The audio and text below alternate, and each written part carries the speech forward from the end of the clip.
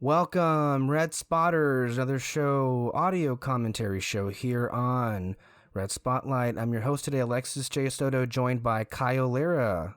Kyle, how are you? Alexis and David, how are you guys doing? Good. And Peter. Fantastic. And we're doing an audio commentary on one of our most favorite films ever. This is Knives Out, the Whodunnit by Mr. Rian Johnson, or as some would call him, Ruin Johnson.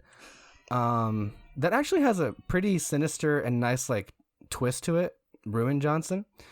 Of course, none of us, mean that in this sense. But here we have Knives Out with the wonderful opening score by Nathan Johnson, which is Ryan's cousin. Nepotism. Really, I know, right? Excuse me, sir. Did you just mansplain to me? Yes. This is beautiful shot of the mug right there, which plays a big part in the movie, obviously. How do you not own that mug yet? I don't know. I haven't found it. Maybe Wait, I should order it. I feel like it's very easy to find. You have lots of time to make DIY it. I'll order it right now. I'm going to go on the Knives Out store and I'm going to order it. They have a store? Great product placement. Yeah, there's a Knives Out shop. What do online shop. they sell? The mug and the sweater. And the sweater. That's it. And other stuff like posters, I'm sure. I mean, of the merchandise that you would get from this movie, I'm pretty sure those two are the only things that you would want. Think about it. Unless the house is for sale. That's the easiest Halloween costume. Just get the mug and the sweater. You're good. What are you? I'm Knives Out. Rian Johnson, Whodunnit. You literally say, I'm Knives Out. I'm Knives Out. If you dress up as Leia, you don't say, I'm a Star Wars. Ray Star Wars. Ray Star Wars. Yeah, we could do that. Okay, going it because I don't want to spend too much time on Star Wars discourse because I'm sick and tired of that bullshit. No, but we're Dune stands now. My favorite meme to come out of that is Ray Donkey Kong. Wait, what? Yeah, it said, what's your name? Ray Donkey Kong. Why Donkey Kong? And it's just Diddy Kong and Donkey Kong just off in the distance as Force Ghosts. I like Ray Mario.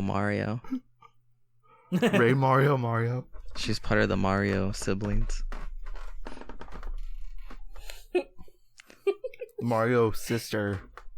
They never say where this indiscriminate Latino family is from. No. I think they do say at some point, right? No, I think they guess where. They're just they never say specifically. Assuming. I know Ana de Armas is Cuban.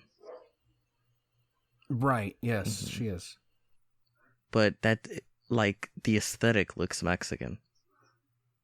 It does. Like that Mary. Virgin Mary in the back, yeah. Well, it's funny because wasn't not to distract from what we're talking about, but I know Coco, which was distinctly Mexican, very much appealed to just about every Latino household, whether it be Mexican. So I think there's a point of it being her ethnicity being vague. Just it doesn't matter what you are and all that stuff. Just don't be shit. If I ever won the lottery or made a shit ton of money, I have to say lottery because I'm not gonna make a shit ton of money. There's only two expensive things I would ever want, and that's one, buy my own movie theater, and two, a big spooky mansion to fucking live in the middle of the woods. You'll be like fucking Guillermo del Toro. Have you seen his house? His is it looks like a big ass pawn shop for creepy shit. Yeah. I would not like to be in there. It doesn't even look like a house. I don't know where you would sit because there's just crap. Him and Peter Jackson have very unique looking houses. I think I would live in Peter Jackson's house because he has a shit ton of Doctor Who memorabilia. Yeah, so I'm definitely going for Guillermo del Toro's house. Yeah, he has the box hat ghost. Yeah, statue he in does. the... But he has like fucking what's her name from The Exorcist? Like sitting in one of the chairs. Oh yeah. That's scary. Yeah. I think it has a mechanism as well to like throw up as well. But anyway, back on this movie. Automatically you get like an off sense of these thrombies. I love this room. By the way, I was just looking at the Knives Out shop. Mm-hmm. The mug, depending on what size you want, 11 or 20 ounces, can go between $15.95 and $19.95.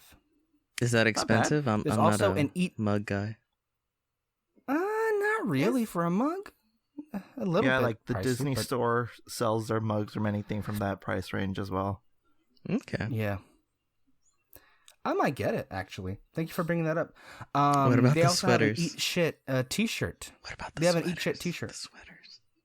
I'll look for that. You're all gonna be wearing the sweater. We at the end of we the could year. all go as Knives Out to Halloween together. Who did it? Who did it? Whoever has the knife wins. Yeah. I think the sweater might be sold out. That's bullshit. DIY it, dude. You have Hey, that? Chris Evans made his own sweater. The Nana in this film makes me laugh so much. Yeah. Ransom. And His name was Ransom. I know. oh my yeah, God. we need to make it known. I remember that every other week, and I just start cracking up. Alexis ruined. He usually does this, by the way. He ruined the film for David because he completely spoiled the film, and he's done this multiple times. But this one was obviously a big one. Well, let's go to David. David, did I ruin the movie for you? I mean, Say yes. at first you did, but Ryan Johnson did the amazing thing of like just Second guess it, because I was like, because they showed So the it murder. seems to me that and- nothing was ruined in the first place. Then we're all good. Damn it, David. Whose side are you on? Nothing was ruined. I mean, he's just saying that Ryan Johnson made that good of a movie that even Oh, knowing. hold on. There's a Hamilton reference right here. Oh my god. Yes. I caught that and I was like, oh god, Alexis must have ate this up. Must have ate this Oh. up. Like, I Hamilton. turned to Yeah. him and was like, oh my gosh. Do you get the job done? No, I think I said that's a Hamilton line, and then they said it, and I was like, I told you. Are you gonna watch In the Heights? Yes. You said a In the Heights line earlier, and I started singing it. I don't know. I forgot what you said. Oh, if I win the lottery, Oh, that's a line. yeah, probably. Well, it's never coming out now, so it's fine. You know, can see it on Disney Plus in 2022. Well, the thing about the whole ransom thing, it's like, it didn't occur to me. I think, well, the full impact of just the character being called Ransom and him being like the guy that did it, quote unquote. And like, none of us like really like knowing that, like it was the car ride back from this movie where we were like all like saying, damn, the guy's name was Ransom. It was like, staring me in the face. And then the next day on our chat, I had said The that. boy is and literally a Nazi. Yeah. And I love how that's coming from like these people. Like they're not necessarily like hippy dippy leftists. I mean, not all of Yeah. them. Some of them. The boy's literally a Nazi. Like you could literally describe them as like the way that they are. Like they're like half neoliberal, half. well, like Whatever. Don Johnson's character is supposed to be a Trump supporter, right? Like later in the movie, like he's defending the asshole in the White House, as he says it, by the way. So it's like for him to call anybody a Nazi is like, whoa, okay. Toni Collette. Oh my god, She she's doesn't great. have enough awards. She has no awards. Okay, I was putting it kindly, but okay. This is where This- this is so yeah. funny. This song right here by Roxy Music, Ryan Johnson said that Toni Collette specifically asked for this song. She said that apparently it best fit her character. So The negative they flag. actually ended. I love Yeah. her. I think she's so funny. Yeah, she is Flan. You're famous. I love it. I think if Kyle was a girl, he'd be this character right here. Really? Why? Explain yourself. I don't know. I think that's the energy. And who would you be Who would I be in this movie? Yeah, in this the movie? grandma. I'd be the grandma. Peter would be the girl. Ransom.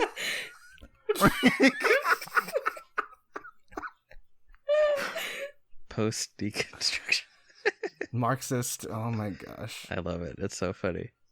Jamie Lee Curtis, everybody. She's amazing in everything. God. The camera work is so good, like the way they move from person to person. Mm-hmm. Yeah, And you're seeing different points of view, right, of a same conversation throughout the movie. Yeah. my man is coming up. Hold up, guys. God. Hold up. I regret Daniel doing Craig this. is married to somebody else. Thank you very much. So, He's married to what's her name? I forgot her name. Rachel Weisz, Yeah, Rachel Weisz. that lucky bitch. Michael Shannon, God, I mean, he's another one like- of those actors. He's great, he- but like, He was labeled by Ryan Johnson as like the MVP of like the comedic bits of the movie. mm-hmm. He said several times in his commentary that there would be so many days where he would just like crack up because of some like improv that Shannon was doing. I will like- not eat one iota of shit. Yeah, And that was entirely him. That was Shannon that did that insert. I think this film would be better without Daniel Craig. You're just trying to provoke Kyle. Stop that. Come on, you don't mean that. Like, Daniel Craig is like the only character that'll be coming back for the sequels if they ever do happen. Oh, I know. Like, when are they gonna film? was it coincidence the knives are shaped like a donut? No, it wasn't a coincidence, Kyle. Okay. It wasn't. I didn't realize this because I just assumed that Christopher Plummer was the same age as his character, but apparently Plummer was 90 years old Yeah. in this filming. Mm-hmm. Dude, he's old. I know he's old, but it's like he doesn't look 90 years old. Like, I would buy 85, but like 90? 5-year difference. Wow. I mean, there's a How fucking nice. big difference between 85 years of age and 90. Like, I mean, I don't know. Whenever you see like seasoned veteran actors just acting up to that old age, it's like this clearly isn't for financial reasons. Like, Yeah, like they proved their worth throughout the whole entire bit of the you could career. have retired decades ago. Yeah, but instead he's still making pieces like this. Oh, there's the Also- He Hamilton. probably said, well, I'm gonna die anyways in this movie. Also, a little bit of a note while my man is up on screen right here. If He's gonna put a restraining order out on you. if Bond 25 was delayed, and this was the outcome, I'm not mad. This is actually a oh, good now you're not mad. Now this is a good outcome. I am mad that people are not staying inside their homes and delaying everything. Yeah, that's not helping. What if we just never see Bond 25? I love how, he just, Blanc just easily manipulates all of them, except the only one that he's not able to manipulate is Jamie Lee Curtis. And I love this cut here where she's like, if you think you're going to get me into shit talking my brother, and then it cuts to her husband, like, Walt doesn't do shit or no shit or whatever. I feel like Right here. Ryan's films have really good cuts. Like, the Yeah. the way they lead right into another. I think like what makes Ryan Johnson like something like a like the end all be all director kind of thing is that he knows, like, he edits in his head while he's filming. he's really good with his actors, and he's good with story and all that stuff, and he knows like the ins and outs of his story before anything else. And I think that's a really key part of what makes his filmmaking unique, is that it's just like really thoroughly thought out. One of the interesting things about when I listened to his track, I think it was might have been even in The Director and the Jedi, was that The Last Jedi was the first movie that Rian had to basically not just edit in his head, but edit as he went goes. along. Yeah. Usually when, they shoot everything first and then you go into the editing bay and do all that crap. But I would imagine, because it's like a big blockbuster film too, that you would kind of have to do that, and you're on a time crunch, so you probably... It took 4 years. Think about that. It took 4 years to make a Star Wars. Yeah, 4 years to make... Yeah. They should have him do another one of those. Oh, yeah, they should, huh? I mean, who would have thunk it, It's a part of what we're seeing here. Yeah, go. Like, to think ahead, since we're on the thing, what the hell are they going to do with Knives Out 2? I don't know. I don't know. Is there even... I don't think there's no reason to speculate. I'd rather just be surprised. Yeah, that's how I usually am. I mean, all I know is that it'll be great. That's it. I know, but it's like you remade the wheel, once. How can you remake it again? I mean, I don't think he has to remake it at all. It's just, as long as Daniel Craig is in it, it's gonna be entertaining, And he can go back to the regular formula. It's all fine and all. You shouldn't have said that. Well, I mean, he said he wanted Daniel Craig to be in it, so... That is very true. You put Daniel Craig in it, it's going to be entertaining. I 100% believe in that philosophy. I don't know if I mentioned this before. Maybe you guys already noticed it. Is when each family member is talking about Harlem Thromby, and they cut back to the party, it's them that's lowering the cake to him. So when it was the daughter, it was her and the husband giving him the cake, and when it was him and his wife giving him the cake. I never noticed that. Oh, really? No. Yeah, I noticed that.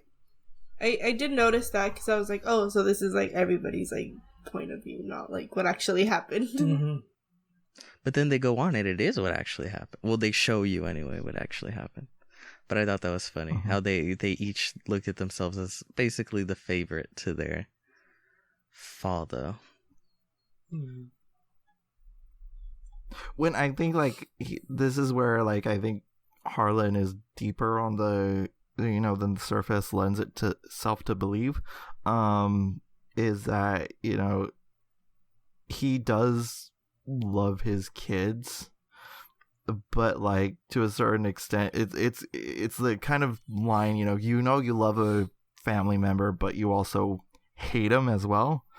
And I think that's where we get with Harlan in this movie.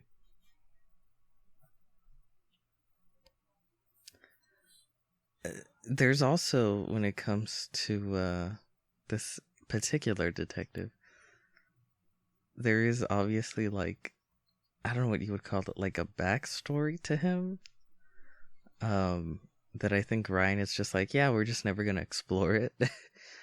The whole thing with the coin, I think the coin has etches in it. Mm-hmm. There. I think they mentioned later that, wasn't it the only thing that we get of his backstory is that his dad was in the force as well. Yeah, he was a cop, and his dad knew Thromby, didn't he? Yeah. So, but I agree with Ryan's decision to just never delve into it. Maybe reveal little tidbits here and there, but it's I think it's more interesting having it be mysterious. But you know what? Also, you could also go the route that, he's completely full of shit and just not letting his guard down. And I think that could be really interesting as well, just to him making up the story, as he goes along, kind of like what the Joker does. So you're saying Daniel Craig's full of shit? His character.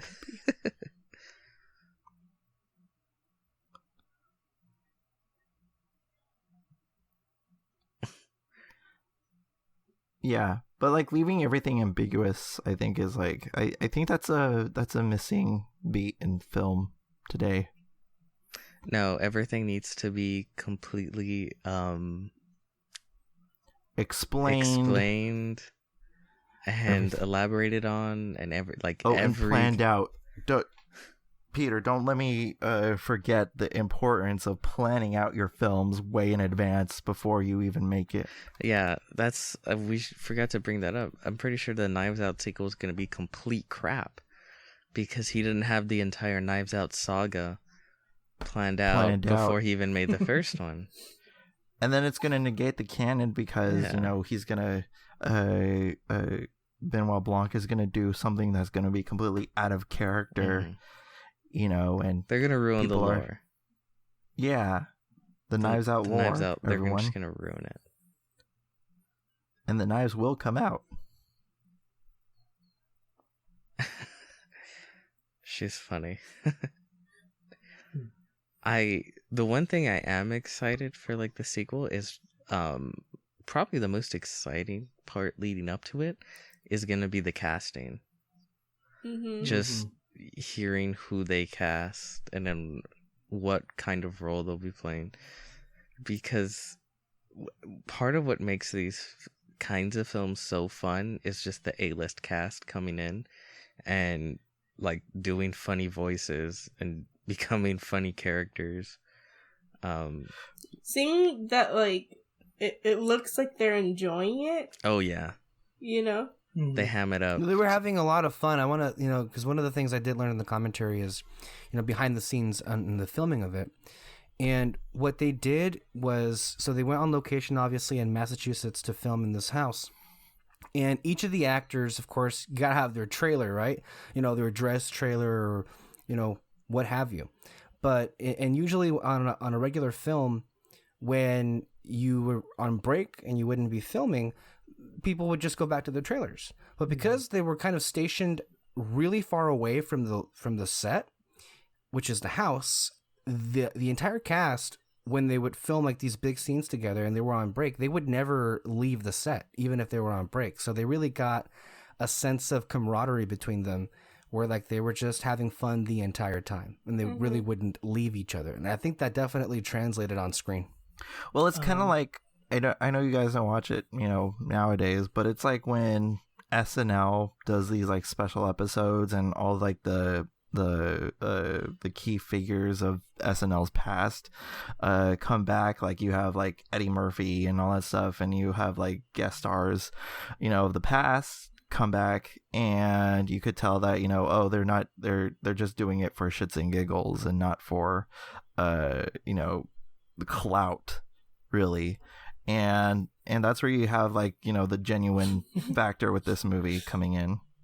I really like this scene right here, just because of the back and forth between Benoit Blanc and the detective, and Lakeith Stanfield. Who? The actor Lakeith Stanfield. The other detective. The detective is Benoit Blanc by Daniel Craig, and the other guys behind him, Lakeith Stanfield is the head officer, I think, here, right? Yeah. I just like their back and forth. And also you just see Daniel Craig's like, he's putting the whole thing together. I think it's just awesome. Well, I mean, the thing, with respect to Lakeith Stanfield and his character here, with what Ryan was talking about him, is that he really wanted a straight figure in here to keep it all, from coming apart at the seams, because, Benoit Blanc is naturally this like larger than life, almost cartoonish kind of persona. You have to have someone like Lakeith Stanfield to kind of keep things grounded. That way people believe and kind of have this sense of realism to it. And that's what I really liked about it. I saw that in this scene, and it was awesome. It's grounding. It's that's what it is. It's just like grounding the thing to earth. And that's kind of what was Ryan's point. But also Marta could also be that that standpoint as well. Well, I mean, she vomits when she lies, so Yeah. Well, it's like, you know, when Ryan talked about this movie from what I heard is, yes, it is a murder mystery, but he always talks about it in I think I'm quoting him directly here, about making the movie work, like really work, in the sense that it's not just, a murder mystery for the sake of it being a murder mystery, and then all of the, the spectacle that comes with it, and the suspense, obviously, and finding out who it is that did it. But really at the core of what he wanted to do with this is that he really wanted the audience to care about the characters, because in many murder mysteries, as what Ryan would say, is that the thing that people don't really go for those movies are the characters. It's just a spectacle. In this case, he really wanted to emphasize and make you care about Ana de Armas, about Marta, and in this sense, and flip it. Obviously, there's a lot of genre switching here. In the case that it shows you in a few minutes that the murderer is a good person, and she's the one that we're rooting for, whereas it would be the opposite in a standard conventional one. Well, it's like, like you have the brain of the film, and you have the heart of the film. Obviously we have the brain with Benoit, but we also have the heart with Marta.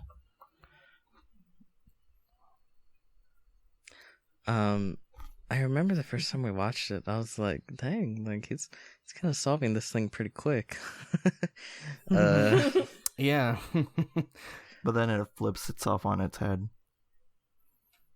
It does that twice, though. It does that twice. Yeah. How it switches back and forth between a whodunit and then a different movie. Okay, going from the side of everything, it's very fascinating because I showed this to almost every family member that that is within close distance of me. And what? Sorry, I'm like listening to what they're saying. And She's just watching the movie. It's so Well, I mean, it's again, so funny. It's Go so ahead. funny how like they love this movie and yet they hate Last Jedi. You mean family members? Family members, yeah. Oh, okay. It's really interesting. You know what it is? I just feel like, and I don't want to jump into a whole Star Wars discussion.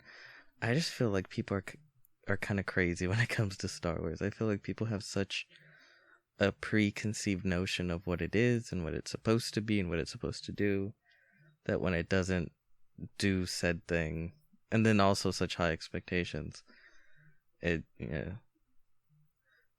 just falls apart for them. Whereas with Knives Out, it's like you go in with no expectation.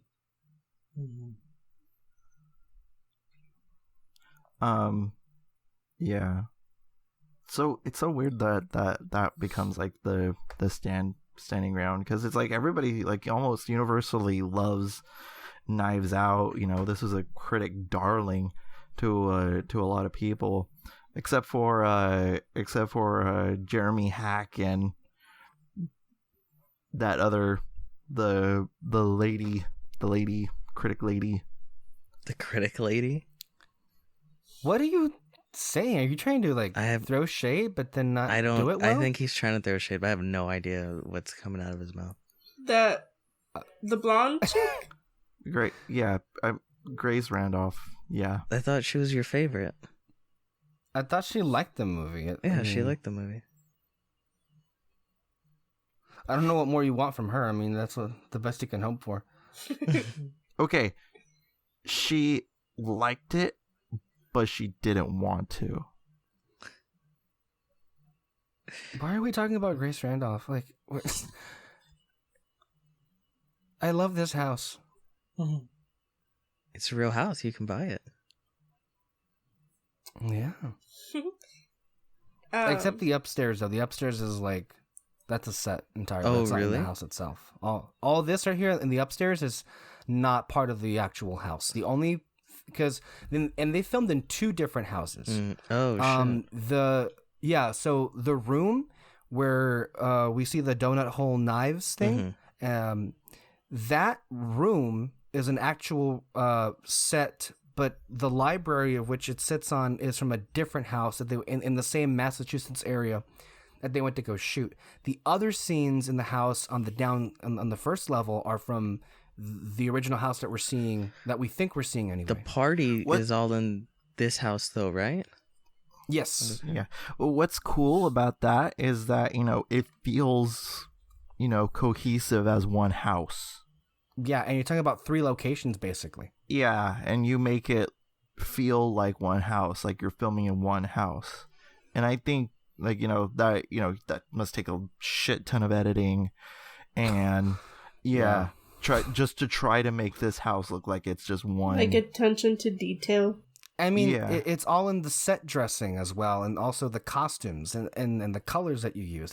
There's a lot of intricacies that we just can't even fathom that work together. I don't know who the script supervisor of this movie is, or the continuity director, but I think that those two are like the underdogs of this movie. Because honestly, when I saw this, I just thought that they filmed in one house until I found out that it was like multiple venues being used. That's Again, the magic of movies. Power of filmmaking, yeah.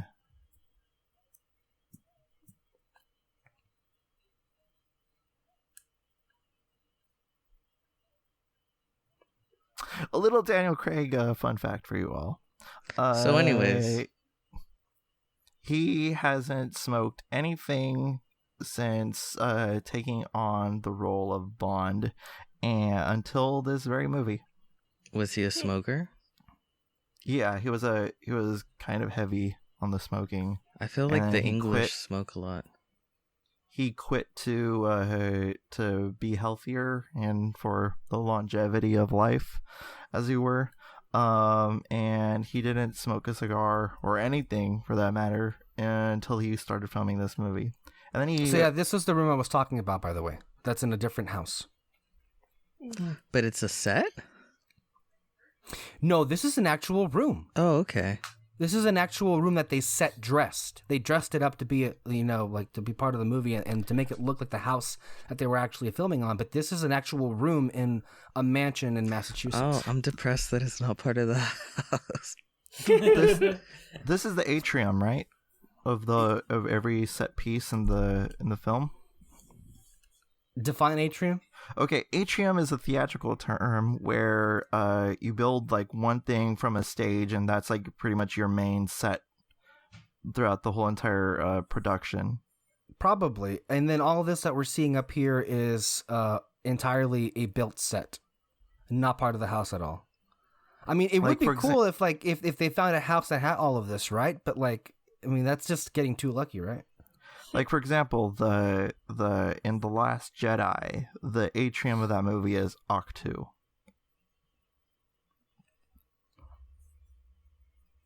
I don't believe in atriums. Okay. Do you guys know how to play this game? No, but I love this bit of dialogue right here just because he says, I don't know how you always beat me in this. And she goes, I'm not trying to beat you. I'm just putting all the colors to make it look pretty. But I think it's so great because at the end, that's elder abuse. At the end, though, Daniel Craig, he says, "You beat him in your own way," and that's what she's doing here. She's beating him in her own way, just a little. That's also the thing too. She technically wasn't trying to win anything. She wasn't. Which is the point, really. Yeah, same point thing of her here. character and how she sees things. She was just trying to do only the doing right what thing. Right. Exactly. She's a moral compass, but she's just a good person. And she, defeated, a sociopath, actually a bunch of sociopaths by not really trying to win, but just by, listening to her heart. By the way, their chemistry, Christopher Plummer. Yeah. Christopher Plummer and Ana de Armas's chemistry is on fire. He looks fantastic for 107. He's fucking 90. Look at him. Holy crap. I'm going to be dust at 90. It's but you know who looks the best for his age? I mean, we talked about it last week with fucking Billy D. Williams, 82, by the way. Black 80 fucking don't 2. crack. Billy D. Coming at you, Disney Plus.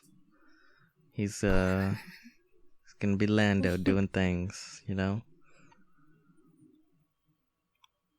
Look at all those post-its. Was he still writing?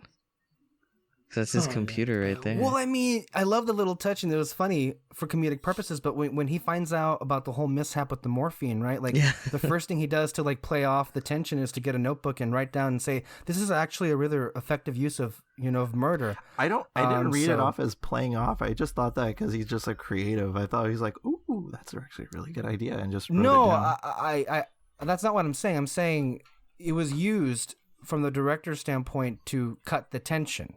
Obviously, with because Marta is being really dramatic at the moment, and Harlan's just trying to like keep her calm by diffusing the moment with some bit of humor. But it is rather interesting though, and it does show that I would assume that him being a lifelong writer, he was always looking for.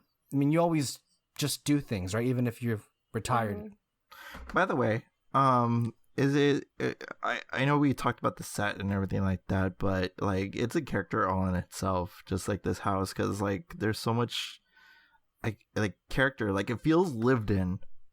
That's why. I mean, we talked about it already, but it's like it feels like a real house, and it just how this didn't warrant a nomination for best production design, I'll never know. It didn't even have the Netflix stink to it, so I don't even know what happened there. It's like it's a beautiful, beautiful location. Dosage, because you know why? Because you're a good nurse. That's one, guys. So I can't believe it took this long, but keep them counted up. All right, everyone, count drink. them up. We should have done this with alcohol. Yeah, we really should have. No, that's for the cat's audio commentary. Oh no. We have to every drink time it they out say of the word cat out of a bowl. Or Jellicle. Every time they say Jellicle. Take a shot. No pressure. That's like if you want to die of alcohol poisoning. Finish the bottle every time Judi Dench speaks into the camera. And again, I'm not sure if the movies of this genre are renowned for their acting, but again, the acting is especially like I know we were talking about the film. I know Daniel Craig is great. I was doing a show with David or Peter, but we were reading some comments from some voters that were saying that I liked Knives Out, but it was just too silly, or it wasn't serious enough, or it wasn't like it had too much fun for it to be considered a real movie or something. But like all those ridiculous comments to the side, this movie has, top-notch acting. Like, I don't think the movie would work as well if it weren't for all of the great performances, none the least of which from Ana de Armas. I mean, seriously, like, look how amazing she is in this scene. Like, your heart breaks. By the way, guys, she's doing a Marilyn Monroe biopic, and I can't wait. Isn't that racist? How is that racist? She's not white. Who cares? Isn't it whiteface? Like she's playing Marilyn Monroe? Yeah. She's playing Marilyn Monroe, yeah. Hasn't that already been done? Like many times.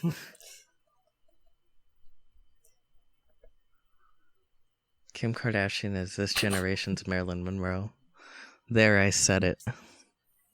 That's disgusting. It's true. At least Marilyn had talent. Kim has talent. We'll see. We'll see. Sure. Kim has talent. How did Kim Kardashian come up? You haven't seen her movies? Yeah, I've seen Some Like It Hot, The 7-Year Itch. Like, look at this. This is her face the entire film. But, like, I mean, of course, none of us are no actors, but even, like, this can't be easy, though. No, it's not. To, like, just consistently just, like, cry on command like this. It can't be. Easy. Literally, the largest hurdle to being an actor and actress is fucking crying on command. Like, I really think if that was something easy to do, most people could be actors or actresses. I heard of a podcast. One of the guys from This Is Us. He said, oh man, what's his name? Sterling? The guy from Frozen 2? Sterling K. Brown, yeah. Yeah, Sterling K. Brown. Sterling He's K. able to he's able to cry, but like on command, but also pick which eye to come out on. So if the camera's on his right side, he's able to like make a tear come out on that side. Oh wow! I just don't like. So he's gonna be like, right. Because I was just about to say the other talent is that they're able to get like the one teardrop thing going. Like, not only do you have to cry, you have to have controlled crying. Mm-hmm. You know who I think has a great cinematic cry? Tobey Maguire. I think he has a great cinematic cry. You gonna cry, Little Goblin Jr.? Apparently, to get like the nighttime shots of the house, they like shot the film at night and during the day, and they like overlaid them together.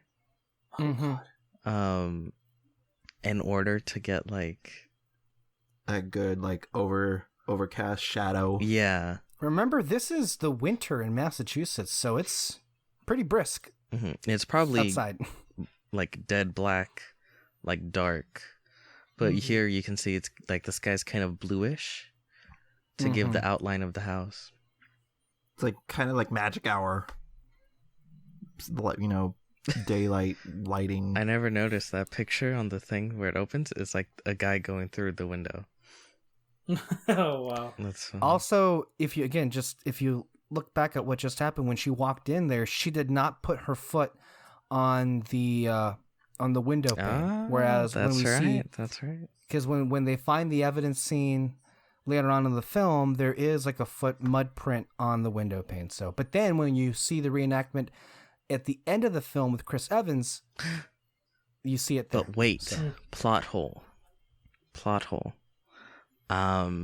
In when they go back at the very end of the film, and they show Chris Evans go back to the house, they show him deliberately not walk through the mud.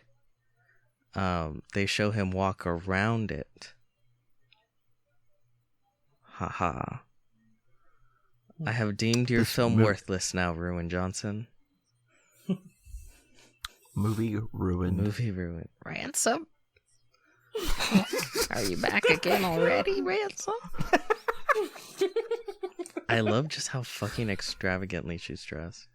I know, And it right? also Like, At midnight. she's barely even alive, but I mean, damn, she doesn't look fabulous. What's funny is you could like the film doesn't give a shit about her or like the family, because like what time of night is it and she's still all dressed up just sitting by the window? Like, who forgot to put her in bed? Like, what's going on? And when you think about the fact that in the movie anyway, Harlan is supposed to be 85, how old is she supposed to be? She's his mom. And they say like, we don't know. No one knows. You could imagine back in that day, they got pregnant at like 15 or 16. Probably like Yeah. So probably like 100. 115, 100. Yeah. Somewhere around there. Some even younger. I've had relatives that gave birth at 13. Yeah. That's just Oh crazy. my. Yeah, I mean this was ages ago, right? Mhm. Like I'm talking relatives who are in their 80s now, but Yeah, because everybody died at 30. not necessarily. Not that was hundreds of years back. I'm talking about like the early 20th century. Yeah, like I recently had seen a picture. I think it was like my grandpa and his mom. But I didn't know it was his mom. I was like, is that like his little sister? Like, no. Like, oh shit. Okay. Is there a thing in your family where the men age horribly, Peter? Damn. I'm just asking because like because you're the one that calls your dad old as shit, and and everything. And apparently, you just referenced No, but him in the picture, he was like a baby. Oh, okay. The one I'm referencing. That's why it was very surprising to me. Keep waiting for the big reveal. This film's too meta. This scene was actually supposed to be originally placed after the amazing will scene, the unveiling of the will. So after Anna is like taken away by Chris Evans, and it didn't necessarily work there, so they put it earlier in the movie. Yeah, I don't think it works because at that point they're not worried about him dying. They're worried about the money. The money, yeah. But yeah, I like that scene because like that gives the only sliver ounce of humanity in this family. Up until the very end, I think if there's one of these that's the most sympathetic, I would think it would be Jamie Lee Curtis, because she's actually being wronged the entire film because her husband's cheating on her, and at the end of the movie she does get like a great moment in terms of like the last message from her father that only she knows how to decode. So I mean, if anything, she's maybe the most sympathetic of all of them, except though Toni Collette's just more likable. Because she's less uptight and more free willing.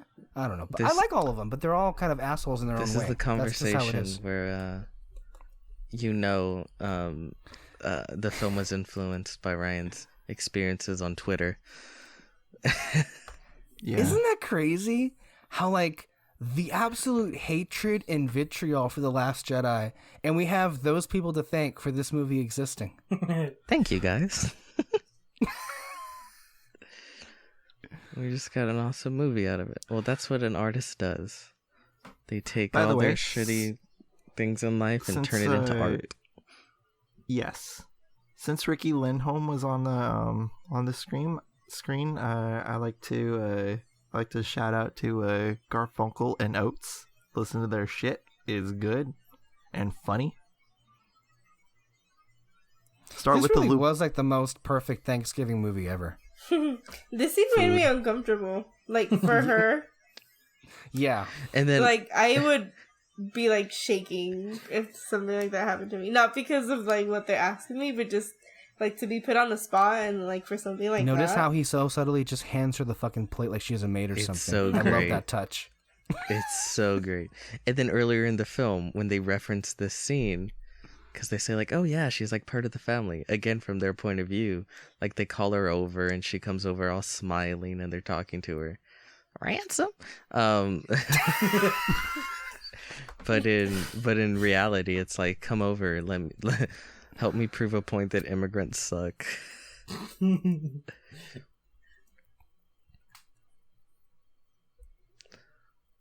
Shh, like the angel says to shush. She shall hide your secrets. Have you been smoking grass? I love that. Calling it grass? Michael Shannon. That's what he calls it. Really, Grandpa? You're gonna call it grass?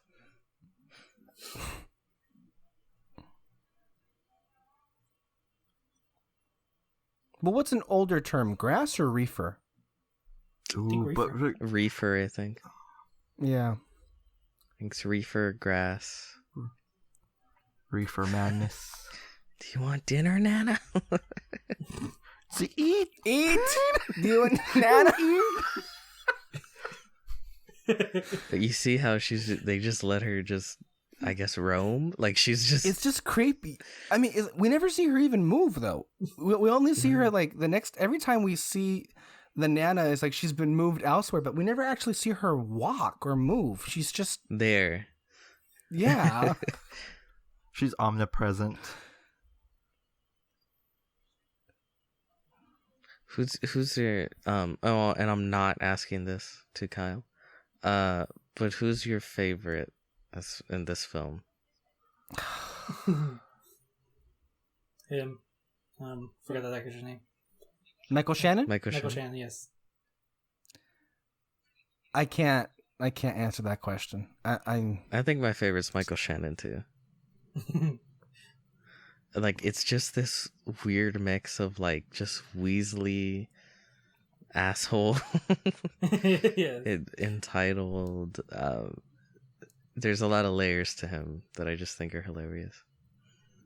All right, shitty Daniel Craig scene. So, guys, let's talk about Dune. 2020, greatest film of all time. It's not out yet, though. Who else is excited? I think I like Toni Collette the best because she's just insane. I'll take that as a yes. It's hard. I mean, again, if we're not going to count Daniel Craig, probably Chris Evans. He's great as an asshole. Of course, I should have. Of course. I mean, it's always an of course. Both of you guys' boyfriends are in this film. No wonder you guys love this film. Ana de Armas, though, she's the best. You follow her the most. Mm-hmm. I'm not saying she's not great. Like, she's great, but she's also on screen the most too. So, I mean, I think she gives like the best performance. But that's the thing, though. It's like that also was, in and of itself, a subverted expectation because she was on all the marketing material just pushed to the side, and yet you walk in and you're not expecting basically your main character to be Ana de Armas. You're just not. You're expecting it to be Craig. Yeah. Again, classic Ryan, subverting them expectations.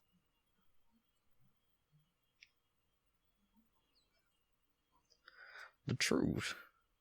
See, the matter of things is the truth. It's like a small croissant. You eat it and it's delicious. I could fucking do this. This is easy. I think that Can you memorize 30 pages of dialogue? Oh, fuck no. Oh, no. Because that's what he had. Remember names. I can't even remember names, no. He had 30 pages for his big monologue, which is the last half hour of this movie. And you had to memorize it? Yep. Nope. Like at once?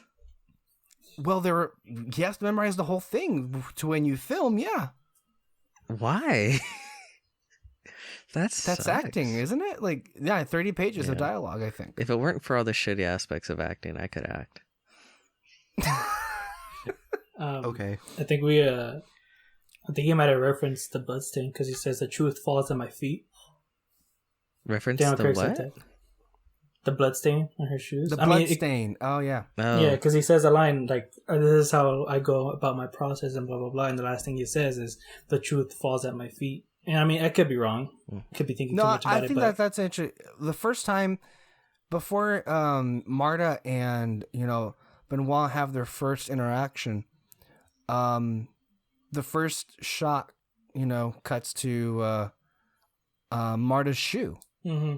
So there's so many shots throughout the movie where it's just a shot of her shoe, like right now what we're about to see. Well, not right now, but in a few minutes. I think Peter was saying that. I wonder, like, didn't you say that, like, you were thinking that was some kind of an edit mistake because it kept going back to the blood on the shoe? Well, no, I like right now, right? Like it'll show the blood on the shoe, and I was like, oh, okay, like that's gonna play into the film, and then as it continued to go on, and it just never played into the film, I thought like, oh, I guess like. A flaw in the film, like it's just kind of a plot thread that went nowhere. But no, they bring it back around. But at first I was a little like, I don't think this is gonna pay off, but then it does. Originally they wanted like a lot of blood splattering to come off in this scene, I think. But the censoring would not have allowed for this to have been, I think, PG-13. No, that's right. It's PG-13. I was going to say it's rated R, isn't it? But no, it's PG-13. It feels, but it's not. And they wanted it to be PG-13 because historically speaking, murder mysteries are family movies or a family kind of a movie. So they wanted to keep that PG-13 rating, which you only hear fuck like what, once, twice in the movie? Okay, I kind of hate the American rating system. What is it? The MPAA? Like, I feel like maybe because the people that are in it get older every year, but I feel like they get way more strict year after year. Like, shit that gets a PG-13 today would not have gotten it 10 years ago. Same with the PG, G. Like, you never see G anymore. It's all PG. And, like, PG in the 80s was, like, nudity, hardcore violence. Like, I feel like there's certain past PG movies that could, like, get an R today. It's crazy. And then especially when you have like 10-year-old kids at home watching the fucking The Walking Dead with guts falling out and people's faces being eaten alive. And then it's like, whoa, they said a naughty word. better Honestly, make it rated R. The film industry is getting more strict with the ratings, but I'm starting to see like more and more violence on TV shows somehow. Yeah. Like if you ever seen Happy, oh my god, like everything in that show makes me just like freak out. It's intense what they can get away with it. It's a great show, by the way. Happy. Yeah, it's on Netflix. This guy's really old too. He's in a lot of movies. Character actor. He's a really good, exactly, really old character actor. Ryan was saying that on set. He really like play up to the persona of being a real character, like a real life character. He would hand out, I think, his resumes to everybody on set. Really? Yeah. He's still looking for work. I mean, actors, man, they always looking for work. But that's what I mean, though. Like, he's in his I think he's 92. Like, probably. At some point, like it seems to not be about the money at all. It's very much just acting. Can't stop, won't stop.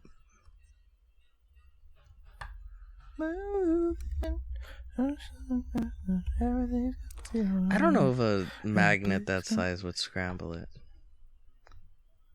Because I don't know if you guys have used those magnets. Those magnets are cheap as fuck. Holy shit. They fall off so easy. Unless it's a really old tape. Yeah. Shit. Oh, no. Or they're rich people magnets? I don't know. Oh, man, I don't know. Rich people. No, rich people would spend it on like the most cheapest magnets possible. Yeah, probably. Daniel Craig. I love this. I don't know what it is about Rian Johnson's like humor in all of his movies, but like it really just registers with me. Like this whole bit right here where like she's like pretending not to hear him, and then she deliberately like walks over the mud tracks that she did the night before or a few nights before, and then like Craig's frustration at that, like, you know, playing the dits and everything, and then of course the dogs. The dogs ruin it more. This is also a payoff though, where you know, he says he notices they don't bark. A best judge of character is a dog.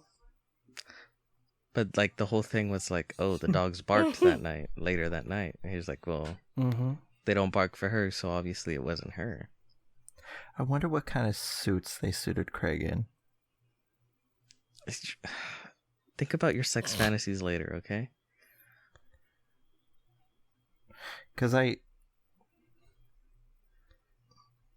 Okay. There has been a murder. I'm very particular with clothing, with costuming. Yes, the costume department did an amazing job. Because when you look at the poster, they all have very distinct colors. So again, like, Ransom. Good morning, Mrs. Stromby. She's just so funny.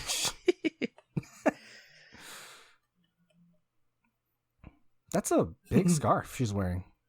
Yeah, it's all the way down. She's the fourth. Although, like, I don't know what it is. Maybe with like actors and actresses, like you forget they're like people.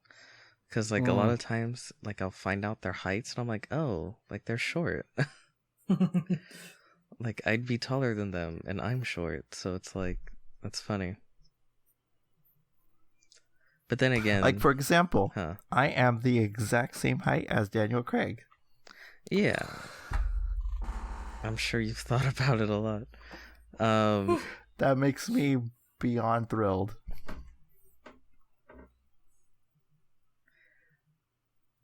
What is good with this series, and I can say series now because they're going to make a second one, is that, and I think this is why he likes this, is it's an older man's series, so he doesn't have to be Bond, like jumping around in his 50s, mid to late 50s. He could just But he's be still like on a couch chomping on a cigar, being like, I do declare, you know. Yeah. Well, I mean, you look at the way you're looking at the history of like with Bond and everything like that, and like Craig is like the longest, sitting Bond, in his tenure, and you gotta realize like how strenuous that is.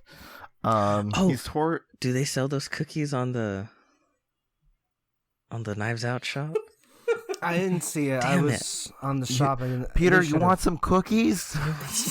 I do want some cookies. Maybe Harlan left you a cold glass of milk in his will, asshole. That's a great improv line.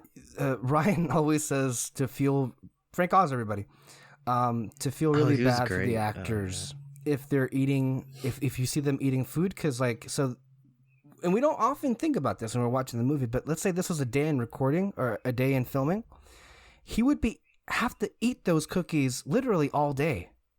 Just imagine how much he'd have to eat. Like, so later in the movie, when we see Ana de Armas eating the baked beans and sausage, like, imagine how much of that you have to eat in like a day's film.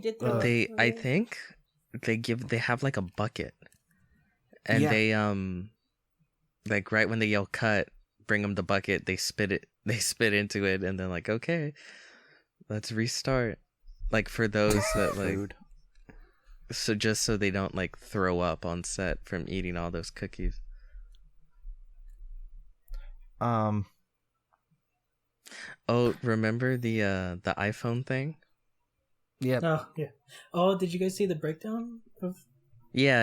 I saw the breakdown video. It was nice. Yeah. It was awesome. But Rian Johnson had mentioned that like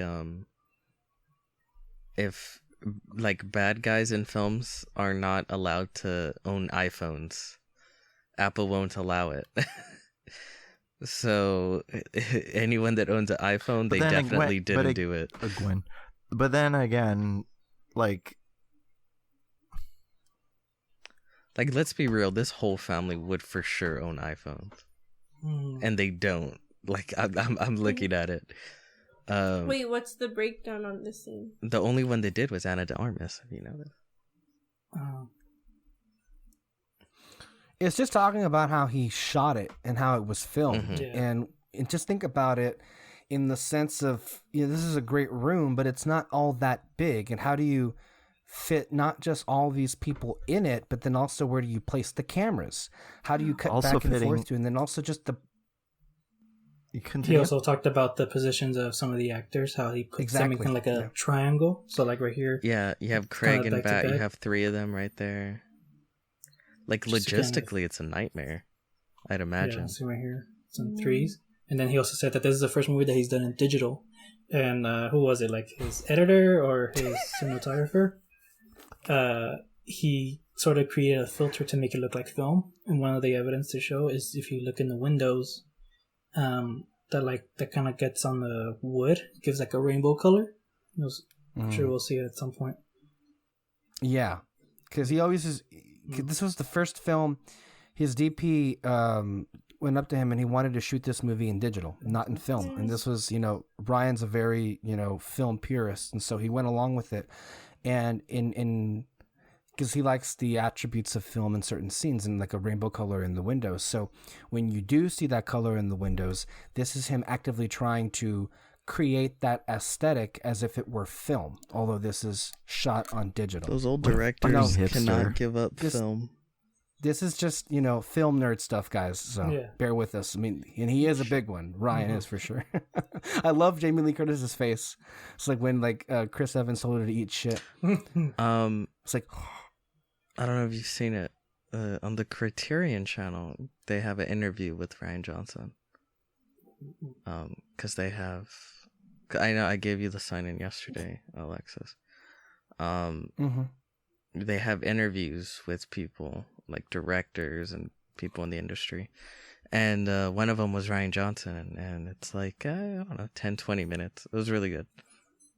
Okay, I'll go look at it. Ryan's always interesting to just listen talk about movies and film, and also if you're able to, I know the Morenos have access to the Vudu, and all of you guys have the Vudu digital locker. The documentary, at least it should be there, I hope, but it is there. You can find it somewhere. It is there, right? So there's a 2-hour documentary behind making this movie. It's called The Director and the Detective.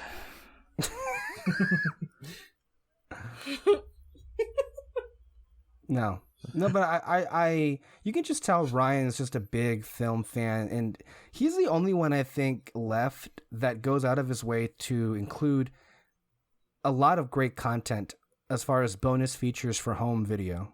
So yeah, that's kind of I feel like people don't care about that stuff as much. Not really anymore. Like, no. I remember as a kid, I loved that shit. I would always look at the special features, especially if I loved the film. My favorite part of like the Star Wars things was the audio commentaries, just seeing the behind the scenes. When I saw Empire of Dreams, I was like, oh, something like this exists where they actually talk about the film. And it's kind of like a dying thing now. I mean, there's only 3 deleted scenes and then maybe an audio commentary, but the most the extension of bonus features that you're gonna get is probably the English subtitles, and that's it. The one I've yet to see that I want to at some point is the making of the Indiana Jones movies. Ooh, documentary. That right there is really good. Watson, I think the last Whodunnit film before this one I had seen was Murder on the Orient Express. The Kenneth Branagh movie. It was fine, but I went to go watch it with my roommates who are not the biggest movie fans in general. Yeah. Why would they go to a fucking theater? Huh? You apologized to them? I apologized at the end. No, because I was really excited for that movie because I thought it was gonna be something like this. Yeah. And we got there and I was like, no, it has all these people, blah blah blah. And they're really not they like the Medea movies or Oh. Yeah, so those are their favorite movies, type of thing. Not I mean, kind of judging, but you're hardcore judging. But they know it. I tell them all the time. What's it called? And by the end of the movie, I apologized and was like, "I'm sorry, guys. I thought this movie was gonna be better." I feel like the way that film handles the mystery, it's just kind of basic. Stuff happens, and then at the end they reveal. It doesn't really suck you into the people or the mystery, what's going on. I had to wait, what's going on? I don't. Yeah. Oh, this is the best part I think of the for film. any movie. It is, but for any movie, regardless of genre, and Peter and I always go back to this, if I don't care about your characters, I don't care about anything else. Yeah. I just don't. He had a sick stash, though, in that film. Who? Perot. The detective. In Murder on the Orient Kenneth Branagh's Express. character. I never saw that movie. The thing about Murder on the Orient Express and something like Knives Out is that I think that this movie has the benefit of being something completely original. and Murder on the Orient Express has like been done to death. But I mean, You a know, lot of literally, people I don't go watch know the Doctor it. Who episode, basically of murder. They've done like several Agatha Christie inspired episodes in Doctor Who. They're better than I think. Yeah, they're good versions. But of like, it. even Don't- if it's not the original one, like that's the first one that I saw. Yeah. That's my original. You know what I mean? So like, I don't think that really matters. Like, if the story is good, it's gonna be good. And I the problem don't was think that it was the just story was good. right, and the problem was that it just wasn't good because no one talked about it. And it No had one, like, it there was had a no lot buzz. of people in that movie. Yeah, Johnny Depp, Daisy Ridley, like yeah. Have y'all seen Clue? No, but I want to. Which one? Clue. The Oh, way no. they just slowly fall apart right here is just so I funny. love the reaction by Ransom. And then Chris Evans just like, go He fuck just showed up yourself. to laugh at them, Yeah. which is, I do the same. But the best part is coming up with the house. Like, this is still our house. And then they turn around. Oh, it's just so cleverly executed. Yeah, right here.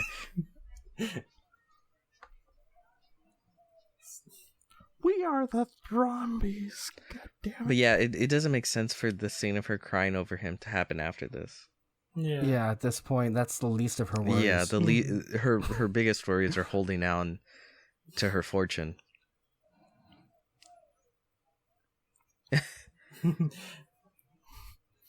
Which, if anything, she'd be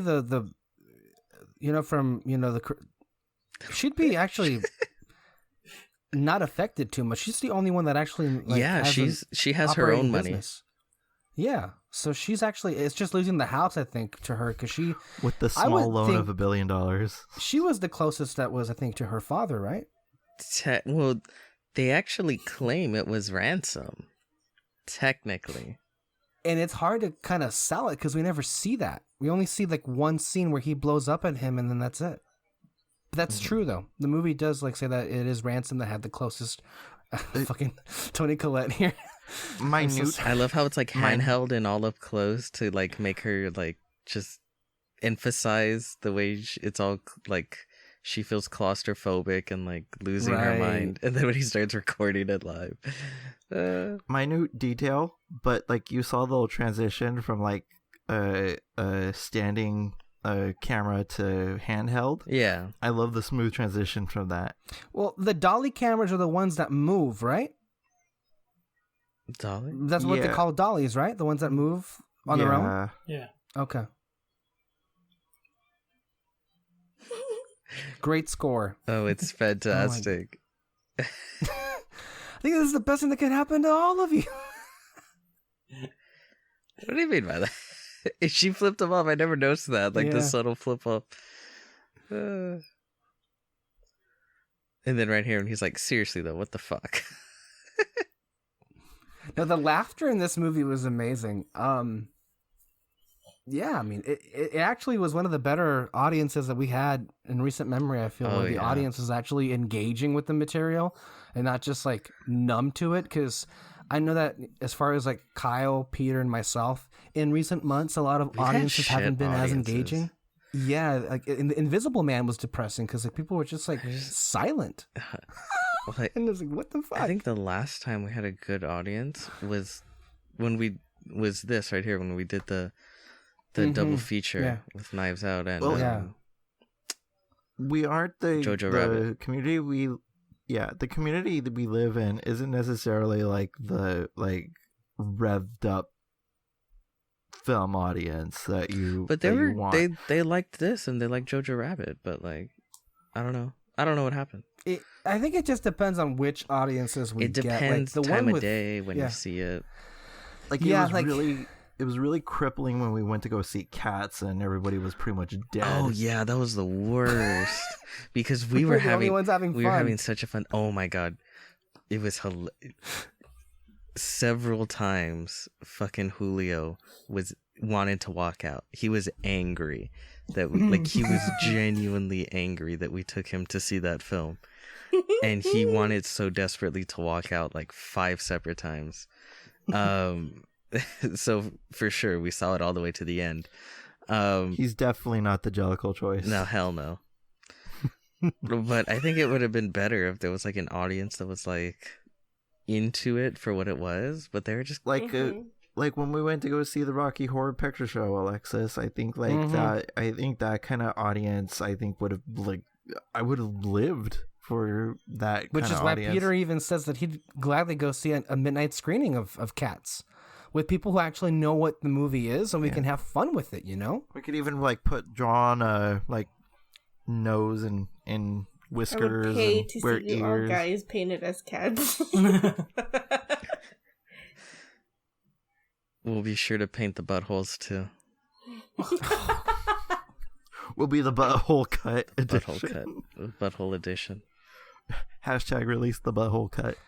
so there's a moment here that happens once Marta and Ransom get on the same page, and the intent, and I could tell when we were watching it, and it did get me a little bit, but the intent is to get you to, okay, at least like Ransom just enough to where it catches you off balance.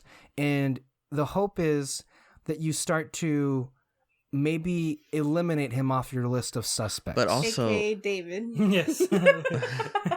but also they're like working together, and it's like, okay, well, his way to the money is through Marta, so obviously it's not him, that kind of stuff. Right. Oh, Frank Oz is so much fun too in this And film. also, since like at this point right now, the mystery is solved for the most part, right? Well, the one thing is always who hired. Oh yeah, who hired what's his name? Benoit Blanc. Yeah, Yeah. the The Slayer rule.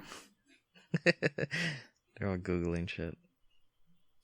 I feel like how we look at movies now and we're like, oh, that's very 90s, it's very 80s or 70s. I feel like this could be like very, I don't know, Dated. 2010s or. Well, it's funny you mention that because I was just rewatching War of the Worlds, and there was a scene where Dakota Fanning was talking to Tom Cruise about, do you have this new thing called TiVo? Wait, what the fuck is a TiVo? That's where you recorded. Are you being serious?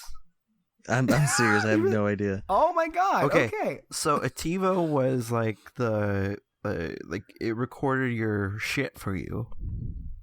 It was a precursor to the DVR that we all have now. Yeah. It recorded like pretty much your shows or whatever was on TV for you. Like Peter, we're only a year apart. We're not that old. I'm a young soul. I'm sorry. Like cable companies, before they had DVRs, the only way you could record your programs was through TiVo, I think, or just getting, Yeah. But then it's like kind of like the successor for like recording on tape. That was how you recorded after that. Mm-hmm. Before that. Really, Peter? You didn't know what any of this was? I also never had a mixtape either. Like, I don't know what, like, never used a phonogram. But you know what it is. Or never used a beeper. Like, I don't know what you want. Fucking TiVo. Well, okay. What was the point of the beeper? Just like, oh, somebody called you. Or they're gonna call you. I guess that's just the way You of mean the leaving a pagers? message. Yeah, beeper, pagers, the same thing.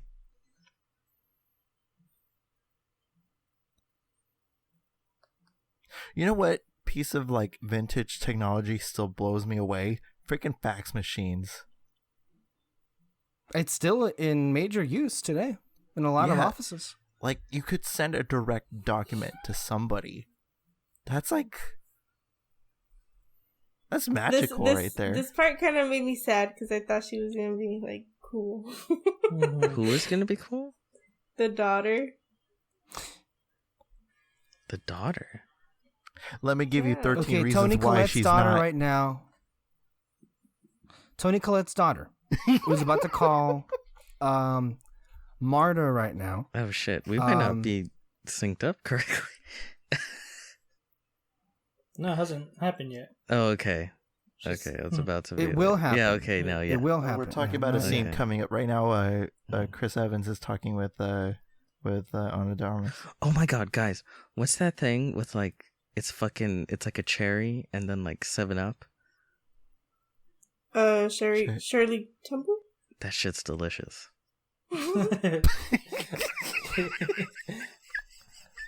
Shit's real good.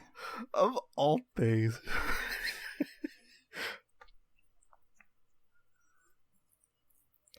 So you don't know if they're selling his sweater? I'm not on the shop. I could look on eBay. Oh, Okay. my mom came in my room the other day and wanted me to learn how to knit. So maybe I'll. She's like, here. It seems like you need something to do. Learn how to knit. I expect the sweater in 6 months' time. You could get an identical sweater on J. Crew Factory for $35. What I really like about this scene is it just shows how like the family has very different political beliefs, and you know they're at each other's throats constantly, but when the chips are down, they'll unite. They'll unite to screw over everyone else.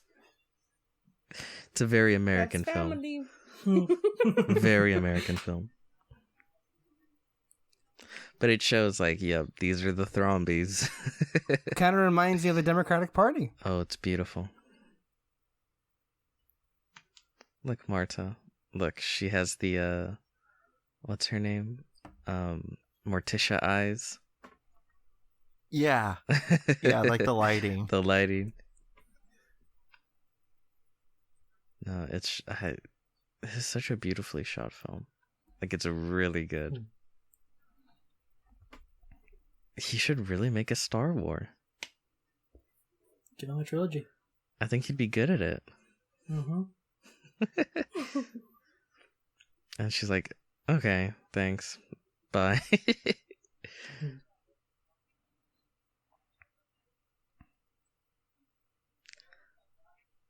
You know the history of the sweater, right? Look at that shot. It's so awesome.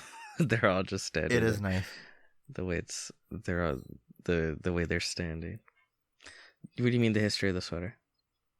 Like this particular like sweater that he's wearing is called the fisherman's sweater, and the reason why it's the historical significance of it is when fishermen's or naval personnel went up to sea. Not only did it keep you warm, but the fishermen's actually like wore it, and it was like an identification of which region you are from. If you ever washed up on sea, that way your body would be delivered to whatever region you were. If you ever washed up on sea. Oh, okay. That's a bit morbid. It is morbid, but that's the reason why that sweater exists. 28 missed calls.